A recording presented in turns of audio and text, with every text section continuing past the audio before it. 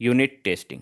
Unit testing क्या होता है? इस वीडियो में हम लोग यूनिट टेस्टिंग के बारे में सीखेंगे और उसको अपने कोड में इम्प्लीमेंट करेंगे। तो सबसे पहले हम लोग समझेंगे कि ये जो यूनिट है वो इस टेस्टिंग में यूनिट वर्ड क्यों आया है, इसका क्या मतलब है। तो यूनिट का मतलब होता है कोई एक पार्ट, जैसे testing small part of a Spring Boot application like methods और classes to ensure they work correctly.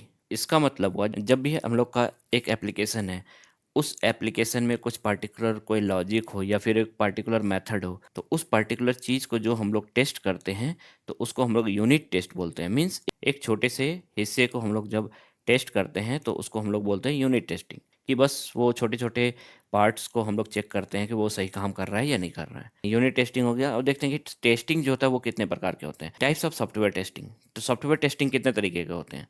तो सबसे पहला जो होता है वो फंक्शनल टेस्ट होता है। तो ये क्या करता है, फीचर को वैलिडेट करता है। जो भी हमारे एप्लीकेशन में फीचर हैं उसको वैलिडेट करने के लिए जो भी टेस्ट केसेस लिखे जाते हैं वो फंक्शनल टेस्टिंग के अंदर में आ जाता है। ठीक है। और दूसरा आता है नॉन फंक्शनल टेस्टिंग।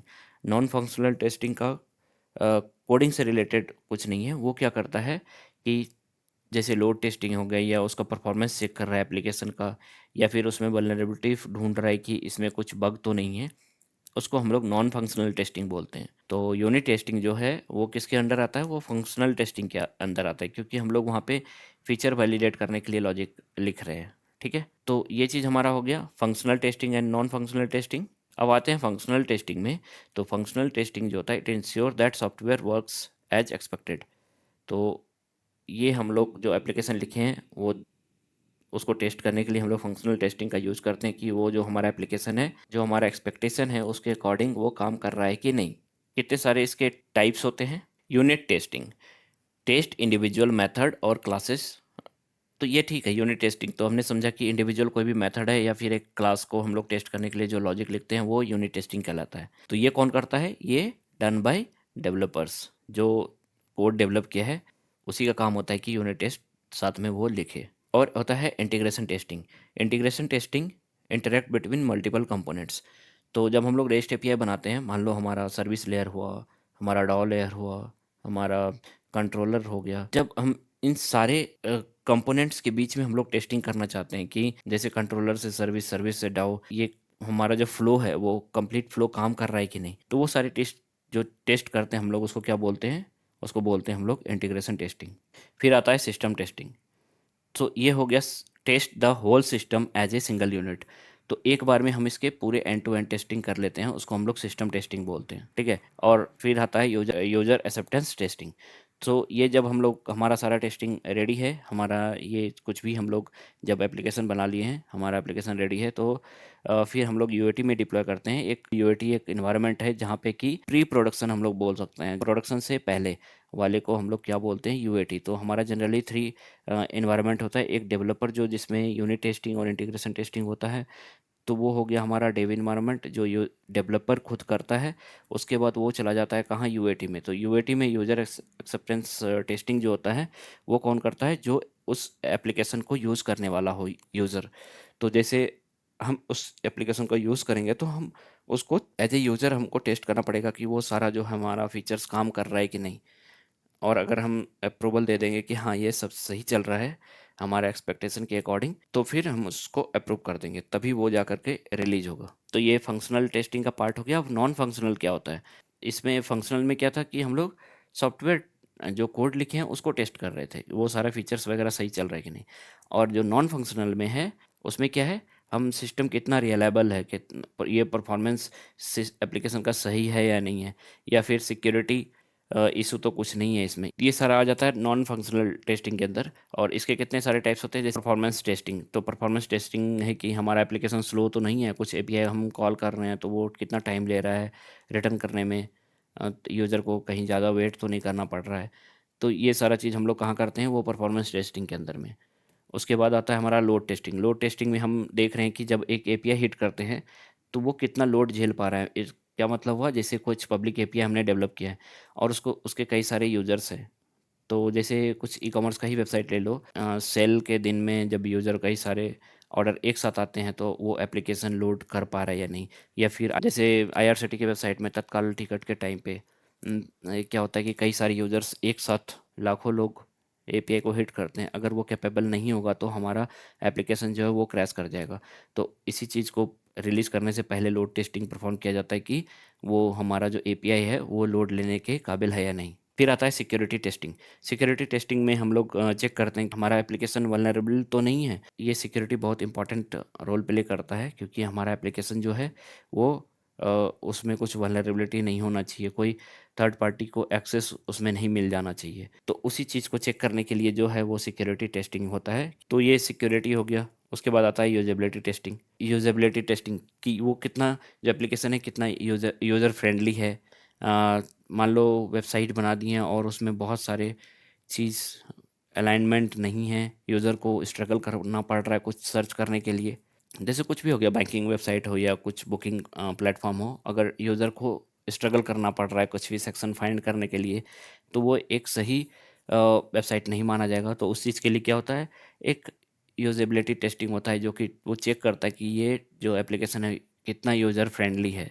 ठीक है, अब हम लोग देखते हैं कि यूनिट टेस्टिंग जो है सॉफ्टवेयर डेवलपमेंट लाइफ साइकिल में कहाँ पे एग्जिस्ट करता है, कहाँ पे आता है यूनिट टेस्टिंग। तो ये एक हमारा टेबल है एसडीएलसी, ये हमने पढ़ा होगा कॉलेज में, SDLC phase and testing stage. तो इसमें कितने सारे फेज होते हैं, जैसे रिक्वायरमेंट एनालिसिस होता है, फिर डिज़ाइन होता है, development, integration, system testing, UAT and deployment, and last में होता है मेंटेनेंस। तो ये जो रिक्वायरमेंट एनालिसिस है, यहाँ पे प्लानिंग चलता है कि एप्लीकेशन किस टाइप का होगा, क्या होगा, कितने सारे यूजर्स होंगे, वो बस एप्लीकेशन पे डिस्कस चलता है। क्या क्या वो गैदरिंग होता है एक तरह से सारे रिक्वायरमेंट का, पूरा टीम मिलके इस चीज़ को डिसाइड डिसाइड करते हैं क्या करना है। फिर आता है डिजाइनिंग। प्लान बनने के बाद फिर डिज़ाइन होता है, उसके बाद डेवलपमेंट होता है। जब डेवलपमेंट होता है उसी टाइम पे यूनिट टेस्टिंग स्टार्ट हो जाता है। जो डेवलपर है, जो जो भी लॉजिक लिखेंगे उसका साथ में वो यूनिट टेस्ट करते चले जाते हैं। जब ये हो जाएगा फिर इंटीग्रेशन टेस्ट होता है। जब हमारा कई सारे कंपोनेंट बन जाते हैं तो वो मल्टीपल कंपोनेंट्स को टेस्ट करने के लिए क्या होता है, वो इंटीग्रेशन टेस्ट होता है। फिर सिस्टम टेस्टिंग होता है, कि सिस्टम टेस्टिंग क्या होता है, जो एंड टू एंड टेस्टिंग होता है, from front end to back end, जो भी चीज़ होगा वो पूरा एक साथ टेस्ट होगा।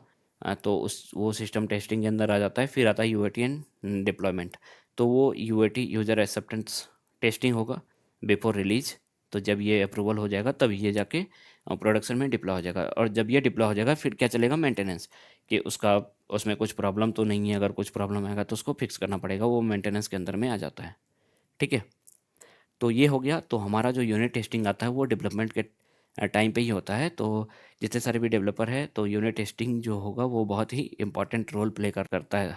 तो ये चीज़ हर डेवलपर को आना ही चाहिए। जनरली यूनिट टेस्टिंग क्या होता है, बोरिंग होता है, लोग लिखना पसंद नहीं करते हैं, लेकिन ये बहुत इंपॉर्टेंट होता है हमारे एप्लीकेशन के लिए, क्योंकि एक एक फीचर को हम लोग टेस्ट करते हैं और उससे क्या होता है कि हमारा जो डिप्लॉय होगा एप्लीकेशन उसमें लेस बग होने के चांस होंगे।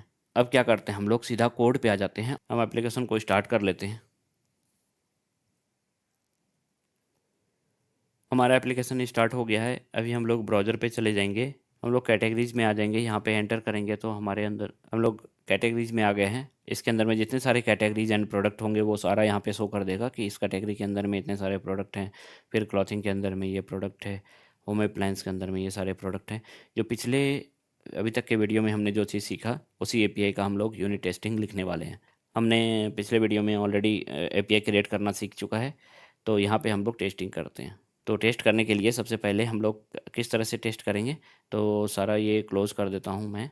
अभी जो टेस्ट करने वाले हैं, तो हमारे पास जो है कौन कौन से लेयर हैं, जैसे कंट्रोलर हो गया, सर्विस हो गया, डाउ लेयर हो गया। ठीक है, तो ये जो एंटिटी लेयर है ये हमारा डाउ लेयर है। तो हम लोग एक एक करके लिखना स्टार्ट करेंगे टेस्ट केसेस। ठीक है, तो स्टार्ट करते हैं। चलो रेपोजिटरी से। रेपोजिटरी में क्या करता है, डेटाबेस को ये कनेक्ट करता है और यहाँ पे मेथड है find by name, delete by name, इस तरह से मेथड है, हमें टेस्ट करना है। ठीक है, जब हमें टेस्ट करना होगा तो हम क्या करेंगे, तो ये क्या कर रहा है, डेटाबेस में जाएगा। तो यहाँ पे हम लोग एक टेस्टिंग लिखेंगे डेटाबेस के लिए। हम मॉक नहीं करेंगे, हम क्या करेंगे, डायरेक्ट डेटाबेस का यूज़ करेंगे। तो इस डेटाबेस को हम टच नहीं करेंगे, जो हमारा डेटाबेस जो यूज़ किया था हमने ओरेकल। तो यहाँ पे देख सकते हो कि प्रोडक्शन जो हमारे रिसोर्स है, रिसोर्स, इसके अंदर में हमने ये डेटाबेस बनाया था। ठीक है, लोकली।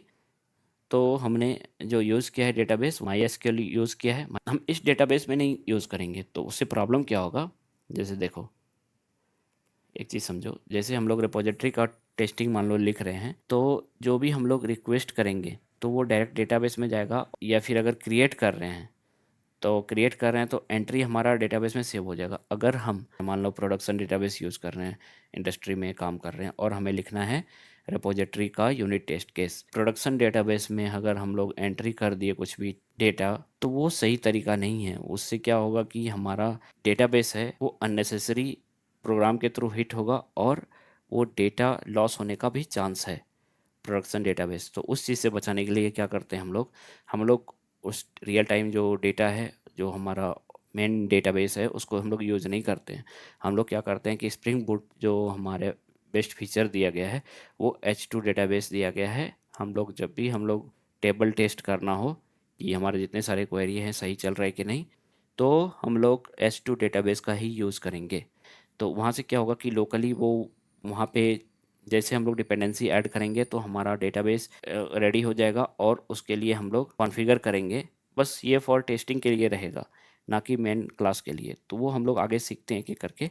तो एच2 डेटाबेस में इतना याद रखो कि एच2 डेटाबेस होगा जो कि स्पेसिफिक होगा बस टेस्टिंग के लिए। टेस्टिंग के टाइम पे ही वो डेटाबेस हमारा बनेगा, उसके बाद वो ख़त्म हो जाएगा। तो यहाँ पे जैसे ही स्टार्ट करेंगे एप्लीकेशन, तो हमारा मकसद होना चाहिए कि वो टेबल क्रिएट करिए और हम लोग डेटा एंट्री करेंगे, फिर उसमें फाइंड बाय नेम से सर्च करेंगे और उसके बाद फिर उस चीज़ को हम लोग डिलीट कर देंगे। इतना सर्च काम करना है। तो ये अगर सक्सेस हो गया तो फिर हम समझ जाएंगे कि हमारा जो ये डेटाबेस क्वेरी है जो भी है वो सही चल रहा है। तो हमने जो भी डेटाबेस क्वेरी यूज़ किया है कोड में, या फिर कोई भी मेथड यूज़ कर रहा है फाइंड बाय नेम और जो भी, तो वो सही चल रहा है, इससे हमें पता चल जाएगा। ठीक है। तो आते हैं हम लोग सीधा लॉजिक पे। तो हम लोग को अगर टेस्ट केसेस लिखना है जैसे ये है, तो यहाँ से भी डायरेक्ट कर सकते हो, या फिर इसका जो टेस्ट का देखना जब भी हम लोग बनाते हैं। हाँ, एक चीज़, स्प्रिंग बूट में जब भी बनाते हो इसके पॉम फाइल में एक बार चले जाओ। पॉम में देखना कि हमारा जो टेस्ट है स्प्रिंग बूट स्टार्टर टेस्ट, ये ऑलरेडी हमारे पास आ गया, हमारे पास ऑलरेडी है। अगर नहीं है तो ये ऐड कर देना, ये डिपेंडेंसी। और ये अगर ऐड हो जाएगा तो अब हम लोग क्या करेंगे कि जो टेबल स्ट्रक्चर होगा वो सिमिलर होगा जो हमारा यहाँ पे है जावा के अंदर में। इसको जब ओपन करते हैं तो सेम पैकेज के अंदर में होगा com bits and byte product, ये पैकेज नेम सेम है उसके अंदर में। ये तो जिसका भी हमें टेस्ट करना है, मान लो कंट्रोलर का करना हो तो कंट्रोलर फोल्डर के अंदर में टेस्ट क्लासेज होगा। और अगर हमें सर्विस का करना हो तो सर्विस के अंदर में फोल्डर स्ट्रक्चर सारा कुछ जो है वो सेम रहेगा। हम लोग क्या करेंगे, इसमें रेपोजिटरी का कर रहे हैं, तो रेपोजिटरी का करने के लिए या तो हम लोग डायरेक्ट फोल्डर बना सकते हैं, या फिर जो हमारा कैटेगरी रिपोजिटरी है बस यहाँ पे जनरेट कर सकते हो। तो इंटेलिजे में अच्छा फीचर है कि कुछ करना नहीं पड़ेगा, बस डायरेक्ट जनरेट पे जाके टेस्ट पे क्लिक कर देना। और कौन सा टेस्ट कर रहे हैं हम लोग, जे यूनिट 5, क्योंकि जे यूनिट 5 जितने सारे भी जावा एक्स यूज़ हो रहा था तो वो सारा चीज़ अब जुपिटर में आ गया है जे यूनिट 5 में। तो जे यूनिट 5 ही यूज़ करो, क्योंकि और टेस्ट लाइब्रेरी जो हम लोग सेलेक्ट करेंगे वो जे यूनिट 5। तो यहाँ पे क्लास नेम यही रहेगा, इसको चेंज करना हो तो यहाँ से चेंज कर सकते हो, सुपर क्लास हमारा कुछ नहीं है। और बिफोर आफ्टर डालना है तो डाल सकते हो। और ये दो मेथड है इसमें, ये दोनों मेथड का हमें लॉजिक लिखना है। और सेटअप इस पर क्लिक कर देते हैं, सेटअप एंड टीयर डाउन, ये बिफोर एंड आफ्टर का पार्ट है। इस पर करने के बाद ये हमारा क्लास रेडी हो जाएगा। ये जब रेडी हो जाएगा तो अभी बंद कर देता हूँ मैं एप्लीकेशन। यहाँ पे देखो, ये तो बना लिया। अभी क्या करेंगे हम लोग, एक फॉर्म में पहले चले जाएंगे, एक चीज़ हमारा छूट गया है। तो टेस्ट तो है, ठीक है। तो हम लोग लिख रहे हैं टेस्ट केसेस किसके लिए, रेपोजिटरी लेयर के लिए। तो हम लोग एक एच टू डेटाबेस जैसे बनाया था उसका डिपेंडेंसी ऐड करना है। तो उसका डिपेंडेंसी ऐड करने के लिए क्या करेंगे हम लोग, यहाँ पे सीधा डिपेंडेंसी, और यहाँ पे आर्टिफैक्ट में बस एच टू लिखोगे। उसके बाद यहाँ पे आ जाएगा option com dot H two database. वो करने के बाद हम लोग यहाँ पे किसके लिए स्कोप जो डालेंगे वो स्कोप रहेगा टेस्ट के लिए, ये बस टेस्ट के लिए ही यूज़ होगा। इतना करने के बाद हम लोग मेवन को रिफ्रेश कर देंगे यहाँ से। तो ये मेवन डिपेंडेंसी हमारा लोड हो जाएगा। इसको लोड होने के बाद हम लोग इसका जो कॉन्फ़िगरेशन है, डेटा सोर्स यूआरएल, उसके लिए हम लोग एक प्रॉपर्टी फाइल बनाएंगे। जैसे हमारा माई सिक्वल के लिए यहाँ पे था एप्लीकेशन डॉट प्रॉपर्टीज़, तो सेम वे से हम लोग यहाँ पे बनाएंगे टेस्ट के लिए। तो जावा के अंदर रिसोर्स डायरेक्टरी, जैसे रिसोर्स यहाँ पे था वैसे ही हम लोग क्या करेंगे, एक फोल्डर बना लेते हैं टेस्ट के अंदर में। और क्या नाम रहेगा, यहाँ पे देखो सजेस्ट कर रहा है एक रिसोर्स, इसी को यूज़ कर लेते हैं। रिसोर्स आ गया, रिसोर्सेस। रिसोर्सेस के अंदर में हम एक फ़ाइल बना लेंगे और फाइल का नाम रख देंगे एप्लीकेशन डॉट प्रॉपर्टीज़। बस अब यहाँ पे कुछ नहीं करेंगे हम लोग। यहाँ पे जैसे यहाँ पे था मेन प्रॉपर्टीज़ में ना, हम लोग सारा कुछ यही कॉपी कर लेंगे और यहाँ पे हम लोग पेस्ट कर देंगे। इसके जगह पे हम लोग इसको माई एसक्यूएल को हटा देंगे और यहाँ पे रख देंगे H2 मेम टेस्ट DB। ये आप सजेशन दे दिया। और इसका जो ड्राइवर क्लास नेम है spring dot data source, driver class name यहाँ पे दे दिया और H2 ड्राइवर। उसके बाद यूज़र नेम जो डिफ़ॉल्ट यूज़र नेम होता है उसका SA, पासवर्ड हम लोग ब्लैंक रख सकते हैं। ये सब हटा दो। DDL अपडेट जो है वो क्या करेंगे, DDL ऑटो यहाँ पे क्रिएट ड्रॉप कर देंगे, क्योंकि ये क्रिएट होगा और टेबल हमारा ड्रॉप हो जाएगा, उसको हमें रखने का ज़रूरत है नहीं। और कुछ रख सकते हैं यहाँ पे प्लेटफॉर्म स्प्रिंग सो एसक्यूएल ट्रू रखेंगे और spring dot JPA dot database platform ये रख दिए। बस इतना सही करना है और इसमें कुछ करने का ज़रूरत नहीं है। हम लोग यहाँ पे सेटिंग कर दी है ये सारा कुछ। यहाँ पे देखो ये ग्रे एरिया ये अनयूज्ड है, मीन्स डिफ़ॉल्ट ही ये इसको ले लेगा, उसका कोई ज़रूरत नहीं है। फिर भी मैं रहने देता हूँ, अगर किसी में प्रॉब्लम आए तो वो ये यहाँ से लिख सकता है। सो एसक्यूएल ट्रू कर सकते हैं। अगर फॉल्स करेंगे तो वो हमारा एसक्यूएल दिखेगा नहीं। सो एसक्यूएल ट्रू करने पे हम कंसोल में क्वेरी देख सकते हैं। अब हम क्या करेंगे, हमारा दो काम हो गया। जब भी हम लोग रिपोजिटरी के लिए लिखेंगे तो सबसे पहले H2 डेटाबेस हम लोग पॉम में कर देंगे। और ये चीज़ याद रखना कि इंडस्ट्री लेवल पे ये फॉलो होता है, ये कोई नहीं है कि बस हम लोग सीखने के लिए कर रहे हैं। ये इंडस्ट्री में भी इसी तरह से फॉलो होता है कि हमें पॉम फाइल में क्रिएट करना होगा H2 डेटाबेस। एंड इस तरीके से हम लोग एप्लीकेशन प्रॉपर्टी या फिर एप्लीकेशन हाइफन टेस्ट प्रॉपर्टी नाम से फाइल रख बना सकते हैं। तो ये बनाने के बाद अब हम लोग क्या करेंगे कि सीधा रिपोजिटरी के अंदर में आ जाएंगे और जो ये जनरेट हुआ है हमारा कैटेगरी रिपोजिटरी, इसको हम लोग अपडेट करेंगे। इसमें लिखने से के लिए सबसे पहले हम लोग क्या करेंगे, एनोटेशन देंगे डेटा JPA टेस्ट। ये JPA टेस्ट कर रहे हैं तो यहाँ पे हमें डेटा JPA टेस्ट लिखना पड़ेगा, इतना इतना सा करना है। इसके बाद हमें जो रिपोजिटरी है हमारा उसको ऑटो वायर यहाँ पे कर देंगे, प्राइवेट कैटेगरी रिपोजिटरी, और इसको हम लोग ऑटो ऐड कर दिए। हम लोग यहाँ पे क्या करेंगे, क्योंकि H2 में तो हमारा अभी कोई डेटा है नहीं, और डेटा के लिए हम क्या करेंगे, हमें टेस्ट करना है रिपोजिटरी को। रुको ये सारा मैं हटा देता हूँ। रिपोजिटरी को टेस्ट करना है, कौन सा कैटेगरी रिपोजिटरी, इसमें कौन सा फाइंड माय नेम, तो कैटेगरी नेम डालना है। तो सबसे पहले कैटेगरी का ऑब्जेक्ट बनाएंगे, उसमें हम लोग सेट करेंगे और वो नेम हम लोग यहाँ से पास करके डेटाबेस से हम लोग फेच करके देखेंगे। तो यहाँ से हम लोग क्या करते हैं, एक जो हमारा एंटिटी है कैटेगरी प्राइवेट कैटेगरी जो हमने ऑलरेडी बना लिया है कैटेगरी एंटिटी, यहाँ पे देखो ये जो हमारा एंटिटी है ये हमने पिछले वीडियो में देखा था कि किस तरीके से हम लोग बनाते हैं। अगर रेस्ट API का वीडियो आपने नहीं देखा है तो वो ज़रूर जाके वहाँ से देखें।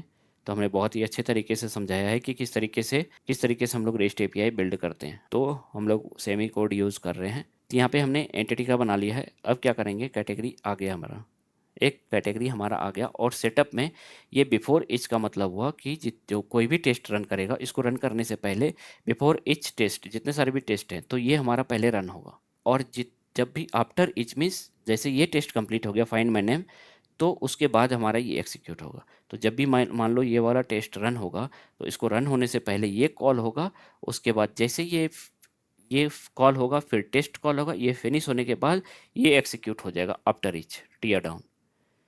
तो सेटअप में यहाँ पे हम लोग टेबल बनाएंगे, रो इंसर्ट करेंगे, और यहाँ पे हम लोग क्या करेंगे, delete row from category table. ठीक है, तो यहाँ पे डिलीट मेथड का यूज कर लेंगे और यहाँ पे इंसर्ट करेंगे। तो इंसर्ट करने के लिए हम लोग क्या करेंगे, हमारा जो कैटेगरी ऑलरेडी यहाँ पे है रेफरेंस, उसमें हम लोग कैटेगरी इक्वल्स एक नया कैटेगरी बना लेंगे हर बार वो नया बनाएगा। उसके बाद फिर हम लोग बस टेस्ट डाल देते हैं। ये ठीक है, ऐसे भी हमारा मेन टेबल में ये नहीं जाएगा, S2 डेटाबेस में जाएगा, तो ठीक ही है, कुछ भी रख सकते हैं नाम। तो category dot set name test हो गया, और कैटेगरी रिपोजिटरी डॉट सेव। देखो हम लोग क्या कर रहे हैं, रिपोजिटरी को टेस्ट करके वहाँ पे save method repository dot save कर रहे हैं। तो ये हो गया। और आफ्टर इच जो है टीयर डाउन, यहाँ पे हम लोग क्या करेंगे, category repository dot delete category, तो यहाँ पे डिलीट कर देंगे। अब जो मेन लॉजिक लिखना है हमको फाइंड बाय नेम में, तो यहाँ पे होगा। तो category repository dot find by name, तो किस नाम से हम फाइंड कर रहे हैं, टेस्ट।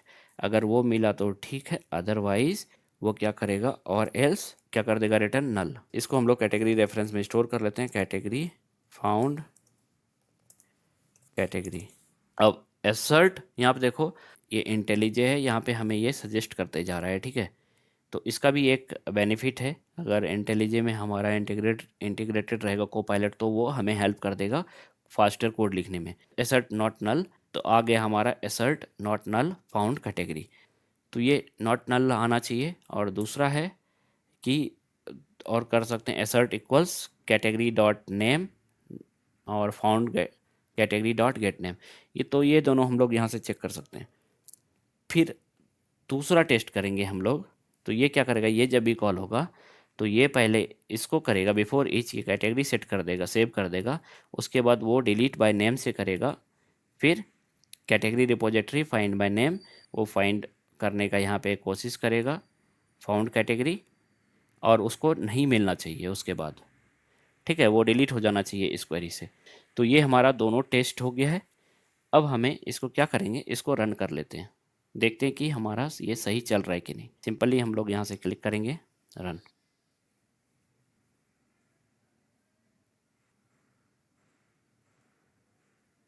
देखो दोनों दोनों हमारा जो है ये सक्सेस हो गया। यहाँ पे देख सकते हो क्या क्या हुआ है। जब भी रन हुआ, सबसे पहले ये जितने सारे भी टेबल्स हैं वो सारे को वो चेक करके वहाँ से डिलीट कर रहा है। तो ये चीज़ अगर हमारे पास प्रोडक्शन में कनेक्ट हो जाएगा तो वो हमारा प्रोडक्शन डेटाबेस को वो हार्म कर सकता है, ठीक है, वो डिलीट कर सकता है। तो उस चीज़ से सेफर ऑप्शन है कि हमें सेपरेट डेटाबेस रखना होगा। तो H2 डेटाबेस टेस्टिंग के लिए रखेंगे, और ये प्रॉपर्टी फाइल हम लोग उसके लिए अलग से बनाएंगे, एप्लीकेशन टेस्ट प्रॉपर्टी या फिर एप्लीकेशन प्रॉपर्टी बना सकते हैं इसके अंदर में, टेस्ट के अंदर में। तो उसके बाद वो स्कोप जो उसका टेस्ट रहेगा और टेस्टिंग का जो जो भी काम होगा वो टेस्ट डेटाबेस में होगा। और दूसरा तरीका है कि हम लोग उसको मॉक भी कर सकते हैं, टेबल को मॉकेटो के द्वारा। तो वो डेटाबेस में हिट नहीं होगा, बस फेक ऑब्जेक्ट हम लोग क्रिएट करेंगे। तो ये बेस्ट ऑप्शन है जो हमने बताया है कि टेबल में भी हम लोग चेक कर सकते हैं इंसर्ट और डिलीट करके। और यहाँ पे सारा क्वेरी हमने सो एसक्यूएल ट्रू रखा था प्रॉपर्टी फाइल में। कहाँ गया हमारा प्रॉपर्टीज़, यहाँ JPA सो एसक्यूएल, जो भी हमारा एसक्यूएल क्वेरी होगा वो यहाँ पे हम लोग दिख जाएगा कि कौन कौन सा एसक्यूएल परफॉर्म कर रहा है। यहाँ पे पहले इंसर्ट इनटू कैटेगरी चला, फिर सेलेक्ट चला फाइंड करने के लिए, उसके बाद उसको मिल गया तो उसके बाद वो डिलीट कर दिया। तो यहाँ से जो है, यहाँ से हम लोग सारा क्वेरी देख सकते हैं कि कौन कौन सा क्वेरी हमारा रन हुआ है। जो भी हमारा टास्क था वो यहाँ पे क्वेरी उसका चल गया है, उसके बाद लास्ट में टेबल ड्रॉप हो गया। तो ये चीज़ समझ में आ गया है। तो ये रिपोजिटरी का हमने कितने आसानी से कर दिया, इसमें और कुछ नहीं था। तो एक चीज़ याद रखना, सबसे पहले जब भी हम लोग डेटाबेस से JPA का टेस्टिंग करेंगे तो हम लोग डेटा JPA टेस्ट लगाएंगे और रिपोजिटरी को ऑटो वायर करेंगे। फिर जो हमारा कैटेगरी जो ऑब्जेक्ट है जिसमें हम लोग डेटा सेव कर रहे हैं, मीन्स ये एंटिटी क्लास होगा कैटेगरी, और उस एंटिटी में हम लोग यहाँ पे सेट कर दिए हैं।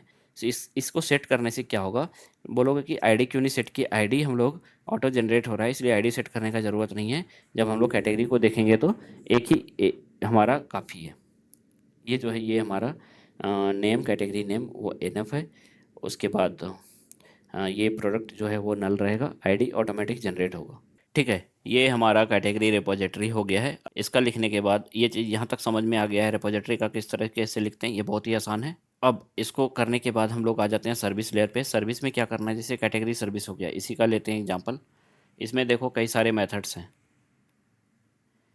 तो सबसे पहले क्रिएट कैटेगरी हो गया, गेट ऑल कैटेगरीज, फिर get category by ID, delete categories, ये सारी चीज़ें, ठीक है। हमें सबका जब ये यूनिट टेस्ट लिखना होगा तो सारे लॉजिक हम लोग एक एक करके कवर करेंगे। और जब भी टेस्ट केस लिखते हैं तो positive and scenario, positive and negative दोनों सिनेरियो हमें लिखना लिखना होता है। तो पॉजिटिव सिनेरियो मीन्स एक बार क्या क्या होगा कि जैसे हम लोग कैटेगरी क्रिएट कर रहे हैं, तो कैटेगरी क्रिएट करेंगे तो सबसे पहले वो चेक कर रहा है यहाँ पे कि फाइंड बाय, अगर वो प्रेजेंट हुआ तो एक्सेप्शन थ्रो करेगा कि ऑलरेडी एग्जिस्ट। तो हम एक इसका लिख सकते हैं कि अगर ऑलरेडी एग्जिस्ट होगा, और दूसरा में कि अगर वो नहीं एग्जिस्ट होगा उसके बाद हम लोग कैटेगरी सक्सेसफुली क्रिएट कर देंगे। तो इस मेथड से हमारे पास दो सिनेरियो बन गया, एक कि हमारा कैटेगरी क्रिएट हो जाता है, दूसरे बार में कैटेगरी जो है वो एक्सेप्शन थ्रो कर देता है। दो तरह के सिनेरियो लिखेंगे, ठीक है। तो यहाँ पे आ जाएंगे हम लोग रेपोजिटरी में, रेपोजिटरी में नहीं, यहीं से हम लोग टेस्ट क्रिएट कर लेते हैं, जनरेट और टेस्ट कैटेगरी टेस्ट, ठीक है। सेटअप टीयर डाउन कर लेते हैं, और किस मेथड के लिए कर रही है, चार मेथड सबके लिए कर रहे हैं, तो यहाँ से हम लोग कर लिए क्रिएट। तो यहाँ पे सर्विस रिपोजिटरी बनेगा, उसके अंदर में वो आ जाएगा। आ गया यहाँ पे कैटेगरी सर्विस टेस्ट। यहाँ पे हम लोग क्या करेंगे, हम लोग एक सर्विस जो है, हम लोग सिर्फ सर्विस को टेस्ट करेंगे, हम लोग डेटाबेस टेस्ट नहीं करने वाले हैं, क्योंकि डेटाबेस हमने ऑलरेडी रिपोजिटरी में टेस्ट कर लिया, तो यहाँ से हमें कनेक्शन बनाने की कोई ज़रूरत नहीं है। हम लोग बस सिंपली मॉक कर देंगे, हम लोग एज्यूम करेंगे कि वो डेटाबेस में जा रहा है, लेकिन वो जाएगा नहीं, हम सिंपली उसके एंटिटी में सेव करेंगे और फिर वहीं से हम लोग रीड कर लेंगे। तो यहाँ पे सबसे पहले स्टार्ट करने से पहले हम लोग मॉक फीचर यूज़ कर रहे हैं, तो हम लोग एक्सटेंड विथ यूज़ कर सकते हैं, एक्सटेंड विथ मॉक। तो ये जो मॉक एक्सटेंशन है हमारे पास, अगर स्प्रिंग बोट स्टार्टर टेस्ट है तो उसी के अंदर में ये सारा चीज़ आ जाता है, मॉकिटो, मॉकिटो जे यूनिट सब उसी के अंदर में आता है, इसी के अंदर में ये सारा पैकेज अवेलेबल है। तो सर्विस में आ जाते हैं, ये मॉकिटो एक्सटेंशन हो गया हमारा। यहाँ पे क्या करेंगे कि रेपोजिटरी जो है हमारा, रेपोजिटरी लेयर, हम लोग डेटाबेस में तो कुछ सेव नहीं करने वाले हैं, तो मॉक कर देंगे, ठीक है।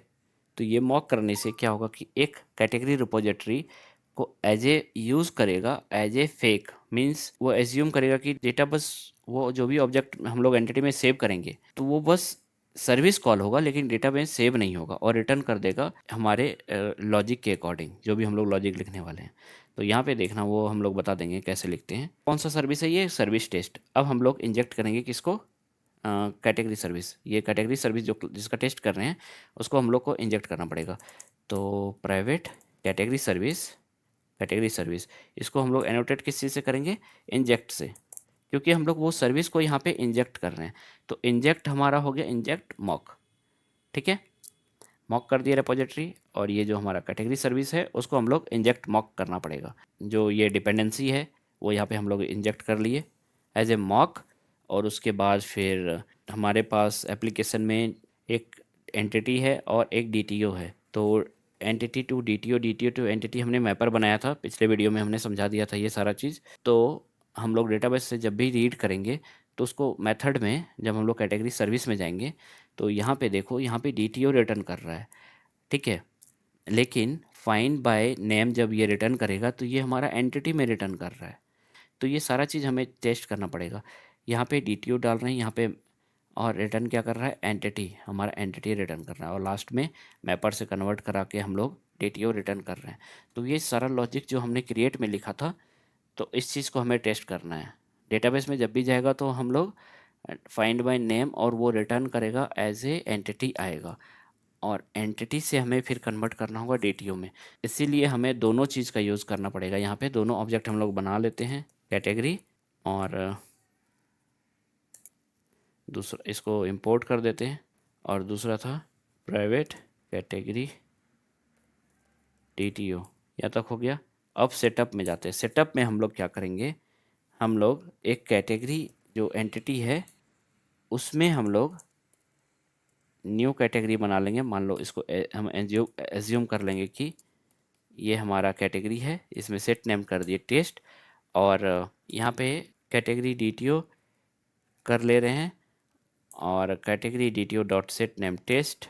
हमने दोनों में सेम सेम ऑब्जेक्ट बना लिया। हम एज्यूम करेंगे कि दोनों जो भी मैपिंग हो, यहाँ पे मैपिंग का ज़रूरत नहीं है, हम बस ये चीज़ कर रहे हैं कि यहाँ पे टेस्ट डाले, और यहाँ पे हम लोग सेम ही वैल्यू जो है दोनों ऑब्जेक्ट में डाल दिए।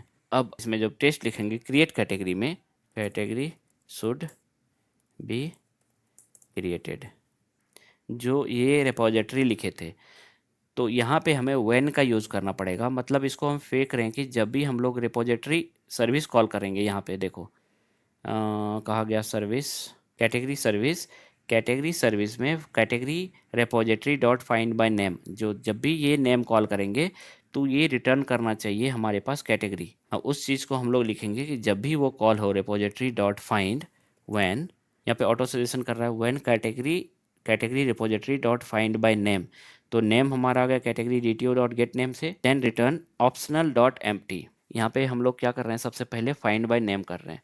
तो नेम करने के बाद वो क्या करेगा, चेक करता है। यहाँ पे हम लोग सर्विस में चले जाएंगे, सर्विस पे देखो नेम चेक करेगा कि वो प्रेजेंट है कि नहीं। अगर प्रेजेंट होगा तो वो एक्सेप्शन थ्रो कर देगा, नहीं प्रेजेंट होगा तो वो डेटाबेस में रो क्रिएट कर देगा। When category repository dot find by name करेंगे, उसके बाद रिटर्न ऑप्शनल, एक तो ये लॉजिक हो गया, ठीक है। और दूसरा व्हेन लगा देंगे category repository dot save, then return category.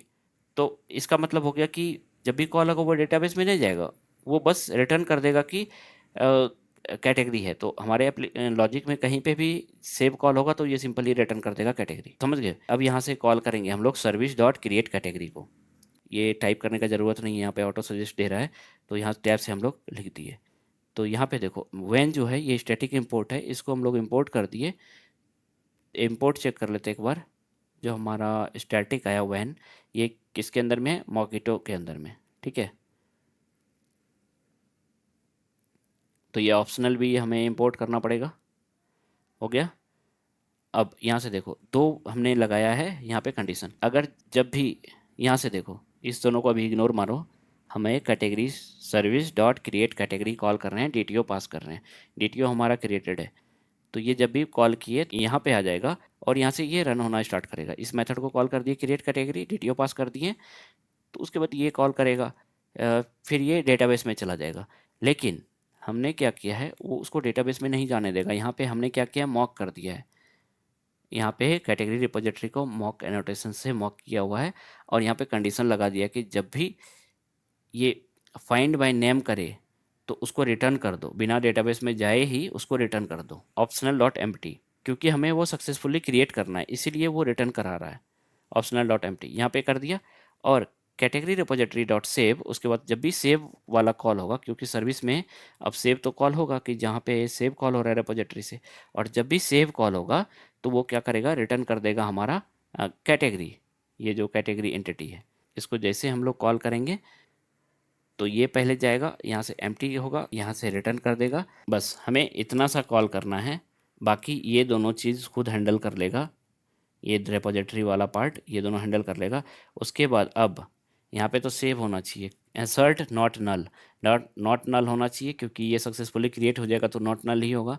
और एसर्ट इक्वल्स टू जो DTO का रहेगा वो सेव्ड कैटेगरी में भी जो हमने यहाँ पे कॉल किया है सर्विस को, वो वहाँ से रिटर्न कर दे रहा है। तो रिटर्न तो बेसिकली यहाँ से कंडीशन से ही हो रहा है, लेकिन ये उसके कॉल कॉल जा रहा है वहाँ पे, इस कंडीशन के अकॉर्डिंग वो रिटर्न कर दे रहा है यहाँ पे कैटेगरी, ठीक है। अब जब हम इस टेस्ट केस को रन करेंगे तो ये हमारा एग्जीक्यूट हो जाएगा। अच्छा अच्छा अच्छा अच्छा, एक चीज़ है, क्योंकि डेटाबेस में जब सेव हो जाता है तो वो ऑटो जनरेट कर देता है, तो यहाँ पे डेटाबेस में जा नहीं रहा है, तो यहाँ पे हमें मैनुअल सेट करना पड़ेगा, ठीक है।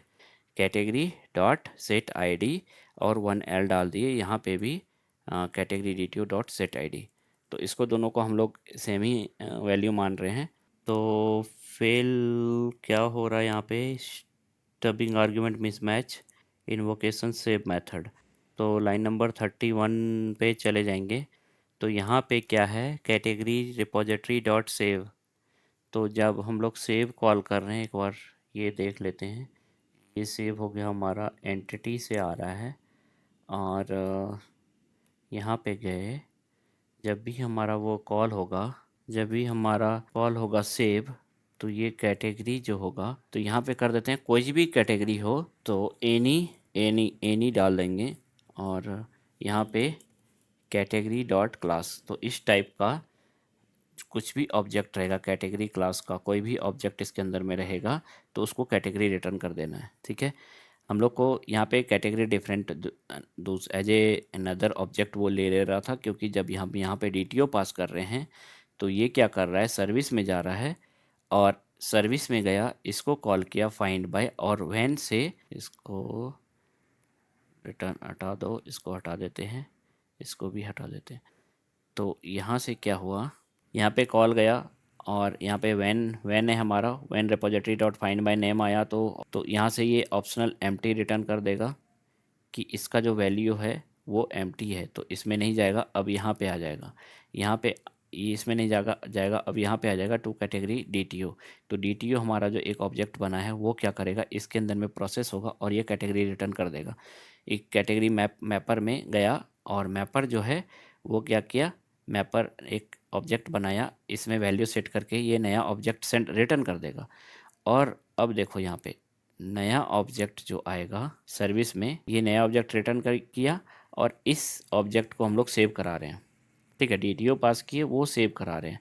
लेकिन यहाँ पे देखो, यहाँ पे क्या हो रहा है, हम लोग ये एक ऑब्जेक्ट बनाए थे, ये कैटेगरी, और ये जो कैटेगरी है इसी को हम लोग यहाँ पे चेक कर रहे थे, क्योंकि ये तो ऑब्जेक्ट तो डिफरेंट हो गया तो डेफिनेटली वो मिसमैच होगा, उसी के कारण से वो एरर आ रहा था। तो यहाँ पे दे दिया कि any category type, any object हो, बस उसका टाइप होना चाहिए अगर वो कैटेगरी, तो उसके बाद क्या होगा कि रिटर्न कर देगा वो कैटेगरी, कुछ भी यहाँ पे हो, एनी कैटेगरी, हम कोई स्पेसिफिक नहीं लिए, बस एनी कैटेगरी, तो वो कैटेगरी रिटर्न कर देगा। कौन सा, ये यहाँ पे जो हमारा ऑब्जेक्ट वाला, तो अब ये चल जाएगा। ठीक है, उसके बाद ये रिटर्न कर दिया सेव्ड कैटेगरी। अब चेक कर रहे हैं कि सेव्ड कैटेगरी हमारा नॉट नल होना चाहिए, और दूसरा जो है इसका डीटीओ का नाम और जो सेव्ड कैटेगरी का नाम है वो सेम होना चाहिए। तो हम इसको रन कर देते हैं, तो ये सक्सेस हो गया। दूसरा हम लोग क्या करेंगे कि क्रिएट नहीं होना चाहिए, कब नहीं होगा, जब ऑलरेडी एग्जिस्ट होगा। तो उसके लिए हम लोग करेंगे, इसको मेथड को कॉपी कर लेते हैं और ये हटा देंगे, इसका हमें अभी ज़रूरत नहीं है, हम लोग एक एक करके करेंगे। एट टेस्ट, और यहाँ पे should throw exception, exception when category already exists, जब हमारा कैटेगरी ऑलरेडी एग्जिस्ट्स होगा तो उसके लिए। तो यहाँ पे लिख देंगे व्हेन, तो व्हेन मेथड लिखेंगे, इसके अंदर में लिखेंगे category repository find by category DTO name. अब यहाँ पे क्या कर रहे हैं, जैसे ही इसको कॉल हो तो यहाँ पे पहले एम्प्टी रिटर्न कर रहा था, इसमें हम लोग रिटर्न करेंगे कि हाँ हमारा ऑब्जेक्ट है। ठीक है, तो सारा काम जो हो रहा है व्हेन से ही हो जा रहा है हमारा। जब मॉक करेंगे तो वहाँ पे हम व्हेन का यूज़ करेंगे, तो देखना जब भी हमारा मॉक यूज़ होगा तो उस कंडीशन में हमें व्हेन लिखना होता है। अपने मेथड के हिसाब से कितने सारे रिपोजिटरी कॉल होंगे उतने सारे हमें वहाँ पे व्हेन यूज़ करना पड़ेगा, जितने भी हम लोग जगह पे रिपोजिटरी कॉल करेंगे वहाँ पे व्हेन। अब जैसे ही वो हुआ, अब क्या करेंगे हम लोग, यहाँ पे एसर्ट थ्रो, यहाँ पे देखो दे रहा है ऑप्शन, एसर्ट थ्रो में क्या कर रहा है कि कैटेगरी में चले जाते हैं। अभी कैटेगरी सर्विस में हमने बनाया था कैटेगरी ऑलरेडी एग्जिस्ट एक्सेप्शन, तो इसका हम लोग यूज़ कर लेते हैं। Category already exist exception already है हमारे पास, और category service dot create category, तो बस ये जैसे कॉल होगा तो हमारा एक्सेप्शन वो रिटर्न कर देगा, एम्प्टी एम्प्टी रिटर्न करेगा यहाँ से वैन से, और यहाँ पे फिर ये थ्रो कर देगा एक्सेप्शन। हाँ, यहाँ पे क्या करेंगे, एक बार वेरीफाई लगा देंगे, और वेरीफाई लगाने के बाद यहाँ पे वांटेड नंबर ऑफ इन्वोकेशन, यहाँ पे ये क्या कर रहा है, category repository times number of invocation, वो सेव को कितने बार कॉल किया है ये चेक कर रहा है। यहाँ पे क्या होगा कि अगर वो नहीं आएगा तो एक्सेप्शन थ्रो कर देगा, और उसके बाद वो सेव मेथड कॉल नहीं करेगा। तो सेव मेथड कॉल नहीं करेगा मतलब सेव मेथड को, यहाँ पे रिपोजिटरी हुआ, रिपोजिटरी का जो सेव मेथड है वो इसको ये कॉल नहीं कर रहा है, कितना बार, ये 0 टाइम्स। तो 0 टाइम्स मीन्स यहाँ तक पहुँचेगा ही नहीं सेव मेथड तक, इसमें कुछ भी इशू होगा ये यहीं से मेथड रुक जाएगा, यहाँ जाएगा नहीं सेव में। ठीक है, ये सेव कॉल होगा ही नहीं, तो इसलिए दे दिया है कि यहाँ पर नंबर ऑफ कितने बार वो इन्वोक किया सेव को, 0 टाइम्स। तो यहाँ पे अगर हम लोग 0 करते हैं और रन करके देखते हैं तो यहाँ पे क्या करते हैं कि मान लो रीच हो गया 1 तक, तो देखो ये चलता है कि नहीं, यहाँ पे ये फेल हो जाएगा क्योंकि सेव तक गया ही नहीं है।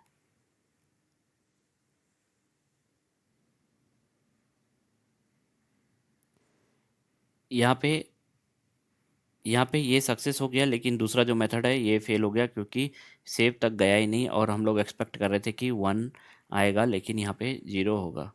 यहाँ पे wanted but not invoked save method. ठीक है, there was exactly one interaction with this mock find by name. Find by name में एक हुआ है एग्जैक्टली वंस, लेकिन सेव में wanted but not invoked save method call नहीं हुआ है। तो इसको हम लोग 0 कर देंगे। इसको तो एग्जैक्टली वंस हुआ है कॉल, लेकिन यहाँ पे नहीं हुआ है, तो इसको हम लोग रन कर देते हैं। इस बार चल जाएगा ये। ठीक है, तो इसी तरह से हम लोग टेस्ट केसेस लिखते हैं सर्विस क्लास का, और जितना सारा मेथड्स हो उसको हम लोग अलग अलग और भी कवर कर सकते हैं। इसमें हमने बता दिया कि कितने तरीके से हमने दोनों कवर कर दिया, इसका भी सिनेरियो कंप्लीट कर लिया, और इसके बाहर का जो सिनेरियो है सेव वाला वो भी हमने कवर कर लिया। तो ये हमारा 100% इस मेथड कवरेज हो गया है ये दो सिनेरियो से। कैटेगरी शुड बी क्रिएटेड, और यहाँ पे should throw exception when category already exists. तो ये हो गया, एक मेथड से हमने दो कर लिया। इसी तरीके से हम लोग और भी कर सकते हैं।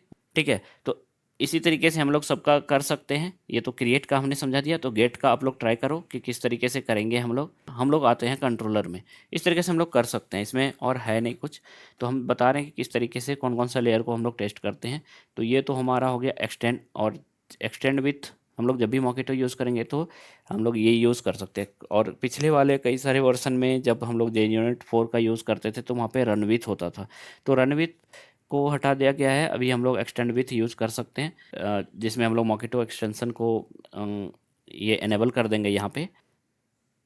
उसके बाद हम लोग ये क्या करता है, ये मॉकेटो एक्सटेंशन को अनेबल कर देता है, और हम लोग मॉकेटो यहाँ पे हैप्पीली यूज़ कर सकते हैं।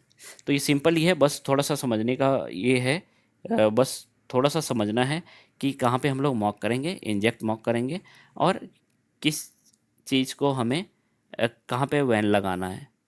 कई सारे लोग हर जगह पे वैन लगा देते हैं, उसका वैन का ज़रूरत नहीं भी हो, लेकिन वो देखना कि रिपोजिटरी लेयर कितने सारे हैं जिस चीज़ को हम मॉक कर रहे हैं।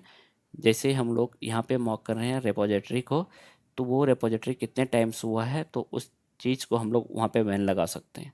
डेटाबेस में सेव होने के बजाय इस मेथड से ही वो कंपेयर करता है कि जब भी ये लाइन आए वो हैंडल कर ले, यहाँ से वो रिटर्न कर देगा। तो डेटाबेस नहीं जाएगा, वो सारा यहाँ से ही वो संभाल देगा उस चीज़ को। यहाँ तक समझ में आ गया। अब आ जाते हैं हम लोग कंट्रोलर में। कंट्रोलर को किस तरीके से टेस्ट करेंगे, कैटेगरी कंट्रोलर में आ जाते हैं। इसका भी सिंपल ही है, बस हमें क्या करना है, यहाँ पे देखो कैटेगरी में, जैसे यहाँ से मान लो गेट ऑल कैटेगरी हो गया, तो गेट ऑल कैटेगरी में category service dot get all category call हो रहा है। तो हम क्या करेंगे, सर्विस का लिख रहे थे तो किसको मॉक किए थे, हम लोग मॉक किए थे रिपोजिटरी को, क्योंकि सर्विस क्लास से हम लोग रिपोजिटरी कॉल कर रहे हैं, और कंट्रोलर से हम लोग सर्विस कॉल कर रहे हैं। तो अगर हम लोग मॉकेटो फ्रेमवर्क यूज़ करेंगे तो क्या करेंगे कि हम लोग सर्विस को यहाँ पे मॉक करेंगे। ठीक है, बस यही डिफरेंस है। उसके बाद हम लोग इसका टेस्ट जनरेट कर लेते हैं। ये कंट्रोलर पैकेज के अंदर में क्रिएट हो जाएगा। हम लोग सेटअप टीयर डाउन और एक ही मेथड का यहाँ पे करते हैं, गेट ऑल कैटेगरीज। इसको वैसे ही एक्सटेंड विथ मॉकेटो हम लोग यूज़ करेंगे, तो एक्सटेंड विथ मॉकेटो एक्सटेंशन, इसको इंपोर्ट कर देंगे। सर्विस टेस्ट में आ जाओ।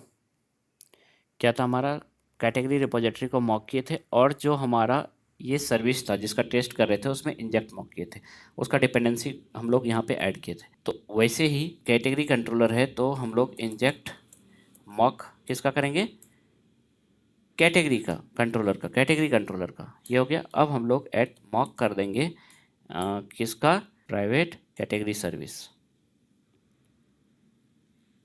यहाँ तक कोई दिक्कत नहीं है।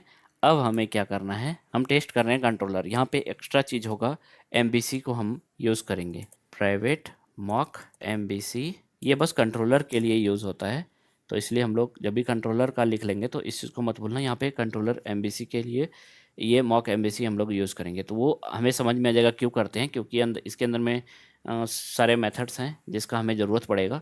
अब बिफोर ईच में ये बहुत इंपॉर्टेंट होगा, मॉक MVC में हम लोग चले जाएंगे।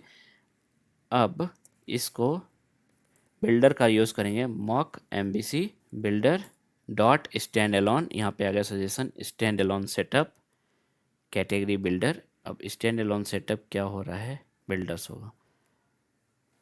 ये हो गया गेट ऑल कैटेगरीज। इसको नाम जो डिफ़ॉल्ट आएगा हम लोग उसको चेंज कर सकते हैं। हम लोग लिख सकते हैं टेस्ट गेट ऑल कैटेगरीज। यहाँ पे हम लोग लिख सकते हैं टेस्ट गेट ऑल कैटेगरीज। अब इसके इसके अंदर में क्या करेंगे हम लोग, कैटेगरी DTO, क्योंकि जब भी हम लोग गेट ऑल कैटेगरीज कर रहे हैं तो क्या हो रहा है कैटेगरी कंट्रोलर में, यहाँ देखो वो रिटर्न कर रहा है DTO।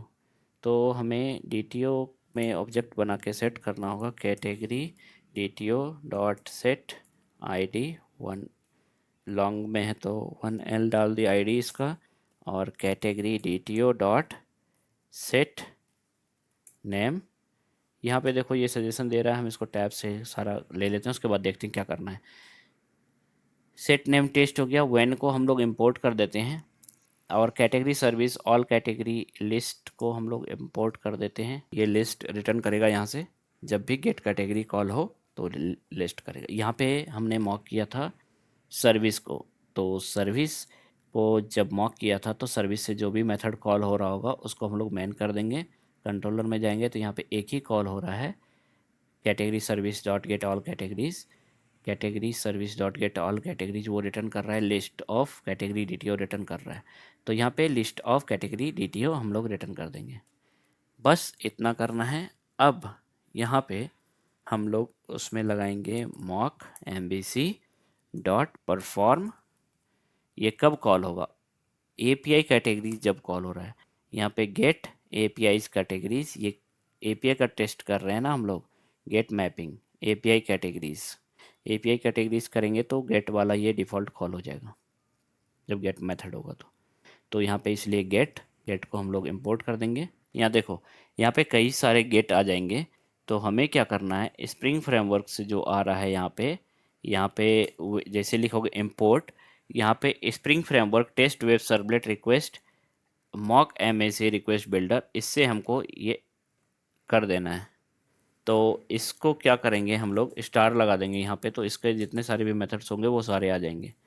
ठीक है, तो ये हमारा इंपोर्ट हो गया, गेट हो गया। अब परफॉर्म एक्सेप्शन यहाँ पे डालना होगा, स्टेटस स्टेटस को भी हम लोग इंपोर्ट कर देंगे, जेसन पाथ को इंपोर्ट कर देंगे। इसको क्या करेंगे, जेसन पाथ को इंपोर्ट करेंगे तो ये वेब सर्वलेट वाला करेंगे, क्लाइंट वाला नहीं करेंगे। सर्वलेट हो गया, हैश साइज इसको हम लोग इंपोर्ट कर देते हैं। यहाँ से देखो, यहाँ से हम लोग ओके ये कर दिए। उसके बाद इसको करने के बाद हम लोग क्या करेंगे, and expect Jason path size value. Value में यहाँ पे वैल्यू वैल्यू के अंदर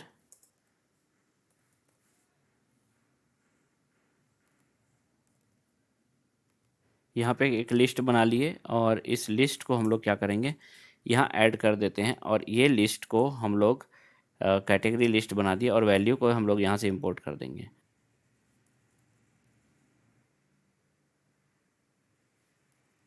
यहाँ पे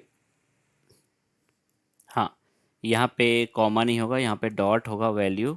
तो एक्सपेक्टेड जेसन ये हो गया, और इसका वैल्यू क्या होना चाहिए, जो साइज है वो कैटेगरी लिस्ट के बराबर होगा।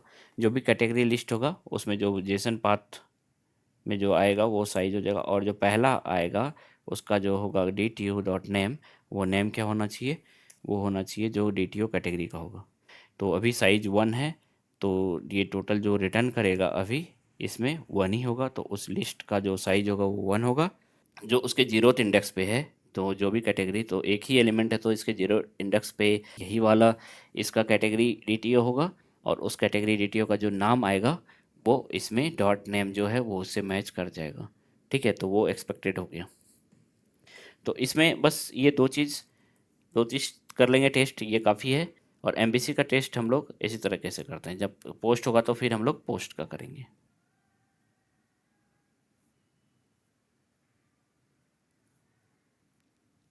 तो ये हो गया हमारा गेट का। ठीक है, ये समझ में आ गया। अब हम लोग एक क्या करते हैं, एक टेस्ट लिखते हैं पोस्ट के लिए। तो पोस्ट के लिखने के लिए क्या करेंगे, टेस्ट लिख देंगे, और public void test create category. यहाँ से देख लो, हम लोग टैप कर देते हैं, उसके बाद हम लोग समझते हैं क्या है यहाँ पे। कैटेगरी DTO कैटेगरी सेट 1 कर दिए, सेट ये यहाँ तक ठीक है। तो हम लोग के पास यहाँ पे कैटेगरी आ गया है। अब when category service dot create category any category कुछ भी आएगा तो वो क्या करेगा, DTO। तो एक बार यहाँ पे चले जाओ और क्रिएट कैटेगरी कहाँ है, क्रिएट कैटेगरी, इसमें क्या है, एक लाइन है, तो इसको हम लोग मॉक किए हुए हैं, तो यहाँ पे मैन लगा देंगे। जब भी होगा तो ये कैटेगरी DTO रिटर्न करेगा हमारा, अगर सक्सेस हुआ तो इसका भी हम लोग क्या करेंगे, क्रिएट कैटेगरी कर देंगे। और रिटर्न कर देंगे DTO, मीन्स ये रिटर्न करेगा। जब भी ये कॉल होगा तो सिंपली यहाँ पे जो है कैटेगरी हमने बनाया बस वो रिटर्न कर देगा। तो इसको क्या करेंगे, मॉक MVC परफॉर्म करेंगे। तो ये API कॉल करेंगे, API कैटेगरीज, और उसके बाद जो कंटेंट मीडिया है वो पोस्ट, क्योंकि हम लोग इसमें पेलोड पास कर रहे हैं तो जेसन टाइप का पेलोड पास कर रहे हैं, ठीक है। और कंटेंट होगा ये ID नेम टेस्ट एक्सपेक्टेड, और स्टेटस क्या है, इज क्रिएटेड, हो गया। एंड एक्सपेक्ट जेसन, वैसे ही सारा कुछ वैसे ही है, जेसन नेम, बस जो हमने यहाँ पे दो चीज़ ऐड किया है, ये कंटेंट मीडिया टाइप और कंटेंट, और जो टाइप होगा यहाँ पे पोस्ट, गेट के जगह पे यहाँ पोस्ट। पोस्ट जो हो रहा है वो कौन से, वो स्टैटिक मेथड है हमारा, कहाँ से आ रहा है ये, मॉक MVC रिक्वेस्ट बिल्डर से। तो इसी को हम लोग को इंपोर्ट कर देना है। तो इसका मतलब हुआ जैसे ये API हिट करेगा उसके बाद इस API कंट्रोलर में चेक करेगा कि कहाँ पे कॉल हो रहा है। क्रिएट कैटेगरी पोस्ट मैपिंग है, तो पोस्ट मैपिंग में API कैटेगरीज और पोस्ट जैसे डालेगा तो वो यहाँ पे आ जाएगा। तो उसको आने के बाद ये क्या करेगा, content media type application content, ये आ गया। ये कंटेंट मीन्स बॉडी में ये इस तरह से जेसन पास कर देंगे। And status is created, create हो जाएगा। And expect Jason name category dot get name. तो बस इसको अब हम लोग रन कर देते हैं।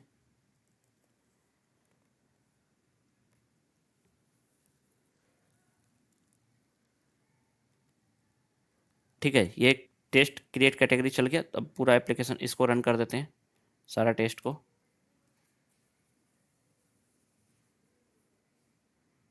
ये हमारा हो गया, ये दोनों टेस्ट केस हमारा पास हो गया है। इसके पैकेज को रन करें तो हमारा वो रिपोजिटरी लेयर, सर्विस कंट्रोलर, ये सारा चल जाएगा। तो यहाँ से स्टार्ट हो गया रिपोजिटरी का, फिर सर्विस कंट्रोलर, ठीक है। ठीक है, ये एक हमारा केस टेस्ट केस सक्सेस हो गया। इसको अगर हम लोग कवरेज चेक करना चाहे तो कितना हमारा कोड कवरेज कर रहा है, तो उसको देखने के लिए हम लोग क्या करेंगे, राइट क्लिक करेंगे और यहाँ पे मोर रन डिबग में क्या है, run test in product with coverage, इसको जैसे क्लिक करेंगे तो यहाँ पे हमें कवरेज भी दिख जाएगा कि कितना % ये टेस्ट केस हमारा कवर कर रहा है। ये था हमारा रेस्ट API एप्लीकेशन का यूनिट टेस्ट केस, कि कैसे हम लोग यूनिट टेस्ट केस लिखते हैं मॉकिटो का यूज़ करके।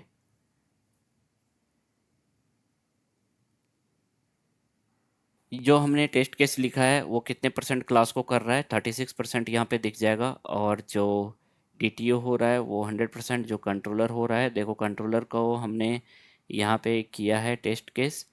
ये क्लासेस मीन्स मेथड लेवल पे वो 50% हुआ है, ठीक है। वो 50% कवर कर रहा है, मीन्स आउट ऑफ 4 जो दो मेथड यहाँ पे कवर कर रहा है कंट्रोलर में। और फिर हम लोग आ जाते हैं इंटरफेस रिपोजिटरी में। रिपोजिटरी कैटेगरी रिपोजिटरी का ये 100% है, इसमें दोनों मेथड थे, दोनों हमारा कवर कर लिया है। उसके बाद हम लोग सर्विस में आ जाते हैं। सर्विस में हमने कवर किया था, उसमें 25% यूज हुआ है, मीन्स हम लोग एक ही मेथड टच किए थे सर्विस लेयर में। और आउट ऑफ 4 है तो जिसमें एक मेथड टच किया था, तो 25% ये मेथड कवर कर रहा है। और क्लास में इसलिए 100% लिखता है कि उस क्लास का हम लोग यूनिट टेस्ट केस लिखे हुए हैं। और मेथड कितना कवर कर रहा है वो 25%। और लाइंस 58%, मीन्स 12 लाइन है जिसमें 7 लाइन को वो कवर कर रहा है। तो इस तरीके से हम लोग क्या करते हैं कि हम लोग कवरेज कर लेते हैं। बाद में इसको अगर रिपोर्ट डाउनलोड करना हो या करना हो तो हम लोग यहाँ से इसका रिपोर्ट को सेव कर सकते हैं। ठीक है, आई होप ये चीज़ समझ में आ गया होगा। और ये स्प्रिंग बोर्ड कोर्स का ये लास्ट वीडियो था। जो इम्पोर्टेंट टॉपिक थे हमने सारे चीज़ को कवर करने का कोशिश किया था। और आप लोग बताओ कि ये वीडियो कैसा लगा। अगर कुछ भी डाउट हो तो वो भी कमेंट में हमें बताएं। ठीक है, और इस वीडियो को अच्छा लगा हो तो लाइक कर दें। मिलते हैं हम लोग नेक्स्ट वीडियो में। Thank you.